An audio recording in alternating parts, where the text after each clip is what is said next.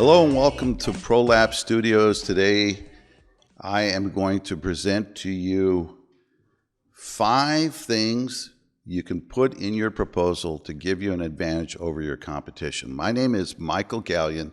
I do business development for Bird Barrier, and we're proud to bring these podcasts to help you grow your bird control business. There are a lot of things to learn. We cannot possibly get it in every certification class. We've got tons of resources available for those who want to become really good at this business. And the proposal process is an interesting part of bird control.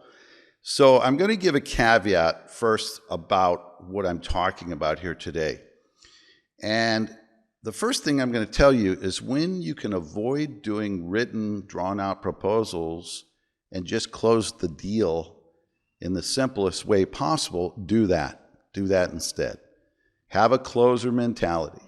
Now, there are many times where you're not going to just close a deal after you inspect. You're not going to be able to just close a deal right there on the spot. You're going to need to give, a description for the customer so they know exactly what they were buying and why they should buy it. And that's basically what the proposal is all about.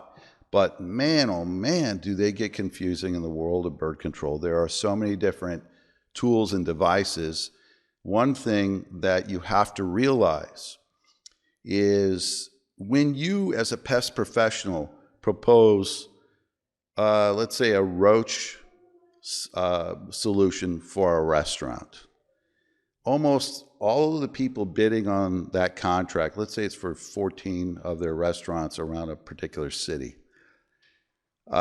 everybody's going to be using very similar tools. And so the proposals aren't going to be very confusing. And as a matter of fact, those type of proposals are pretty straightforward. Get rid of the roaches, and here's the price per month to do it, that sort of thing, right? When it comes to birds, there are so many different things that are going to be proposed to that customer that they are not going to be comparing apples to apples. So with that in mind, I want to give you 5 things that are going to make your proposal sell the job, which is what you want it to do. Basically, the proposal, if it's a written document, electronic document, something that stays behind after you have done your inspection, that proposal is designed to sell the job in your absence. And it is going to be going up against other proposals. And having yours be the best one is not necessarily the way you think. So I'm going to tell you what the customers want to see. And number one thing is they want a summary. They want a summary. So on page 1 of that proposal, they want a description of the problem, why the problem is there, and what the end goal of the rest of that proposal is all about in terms of solutions. I want you to compare it to a doctor, right? You go into a doctor and maybe you're having this extreme pain in your shoulder. Well, why am I having this extreme pain? There could be a lot of reasons why my shoulder has pain. Maybe I've torn some tendon up in there, or maybe I have tendonitis, so the tendon's not torn. Maybe I have a small fracture. Maybe I have some kind of disease of the bone. There are so many different possibilities, right, of the shoulder. But what you want to know from the doctor first is what is going on? What exactly is the problem? Now, let's compare that to a bird solution proposal. So the problem is that you have a structure that has resident birds. Resident birds are the ones that have imprinted your facility, and they will reclaim. And not only are those resident birds there, they're reproducing at a high rate. That's the problem. That's the problem. That's at the core. Now, in terms of the customer, the birds nesting and doing their things, that is a problem that's causing the reason why the customer wants it solved, and that's all these bird droppings or all the damage that comes with it, all right?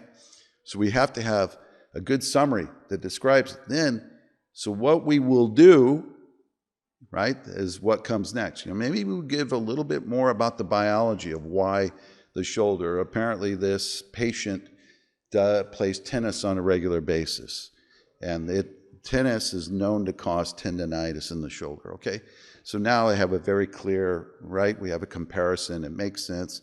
Other customers have food, water, they have shelter, therefore the birds are nesting. This is why they're nesting, right? Maybe get a little bit of biology.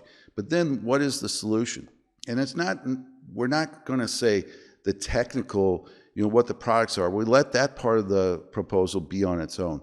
The summary should just say, you've got resident birds, they're nesting, they're gonna fuel the problem in the future. Our first phase of our solution is going to eliminate all nesting birds, therefore shutting down reproduction for all the future birds that would have been a problem for your company.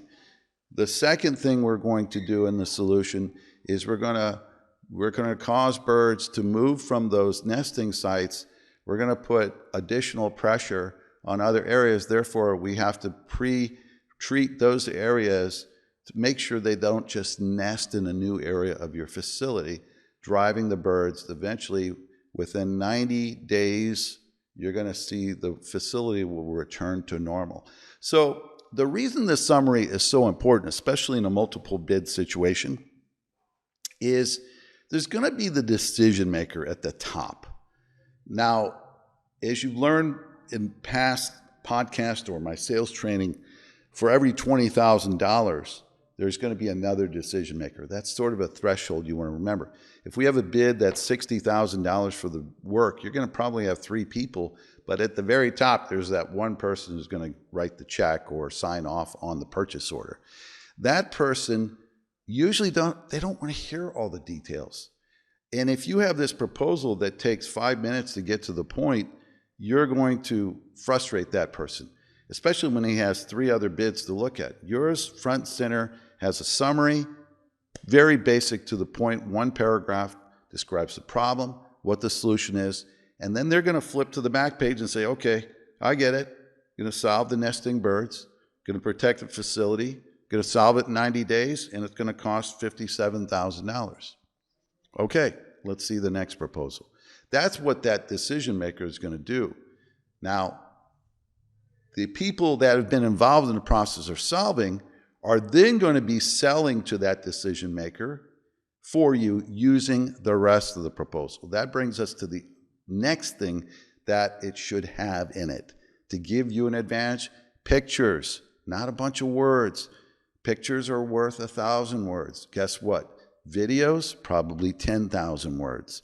If you have an electronic proposal and they can click on a link and they see a video of birds, let's say doing the OG shuffle, as I call it, that's where birds fly in and out and fly away from the optical gel and they can see it, they get this very immediate understanding, right? So pictures, graphics, videos, these are all part of the proposal process.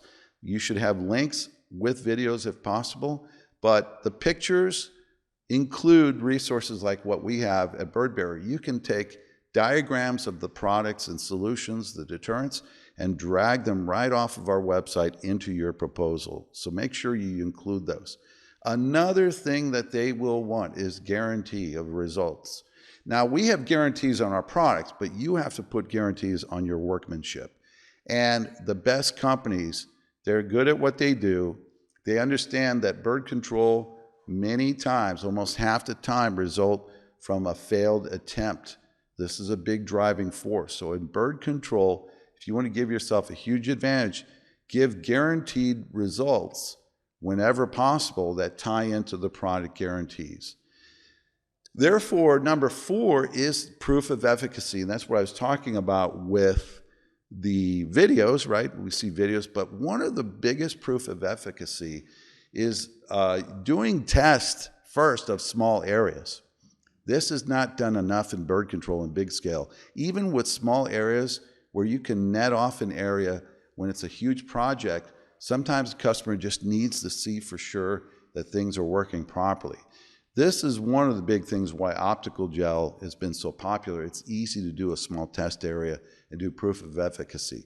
But proof and test Also include testimonials from other customers. You go in and you give your proposal and you say, by the way, we've had 3 other customers with almost identical problem. Here's testimonials from them. Here are pictures of before and after. These give your proposal a huge advantage. These are the things that people really want to see. And then the last thing is, in addition to all the technical descriptions and prices, are expectations. This is left out all the time with proposals. And as you may have learned, if you've listened to my podcast, if you've gone through my sales training, if you've gone through our certification, you will hear me talk about expectations.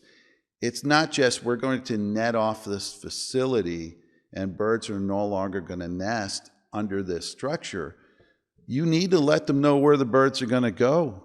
And they need to have expectations that overnight the problem is not going to be solved. It's okay if your expectations describe a scenario that's going to take several months for the problem to eventually solve itself.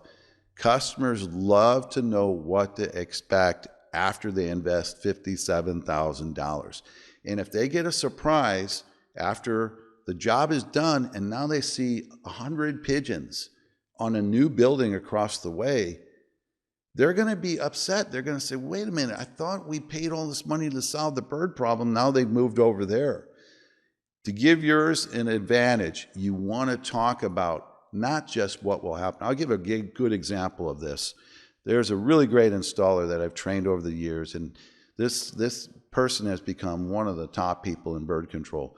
But there was a very fancy house, a beach community. The house was probably worth about $15 million. They didn't just want bird wire. They wanted bird wire, our bird wire system, to match the copper gutters. So knowing that this customer was that vested in the aesthetic, they went ahead and powder coated the bird wire at a charge. They took our hardware, made it copper, good finish that was going to last for years, mounted it. The day they were mounting on the gutters, they noticed that there were also birds landing up on the fireplace, the cap up there on the fireplace. So rather than even wait, they went up there and they put optical gel.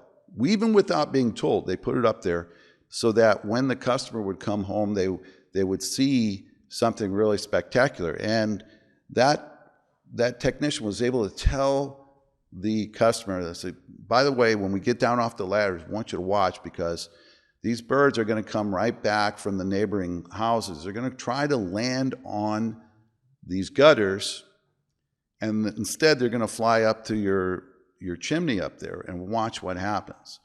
And so sure enough, right on cue, they called their shot. The birds came back. They flew to the gutters. They went up and they would not land on the chimney.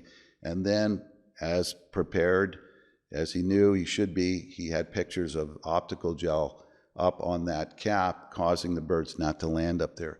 Having those expectations as part of the proposal just make yours really stand out. So those are 5 things that you can include on every proposal to give you a huge advantage. I hope that helps you.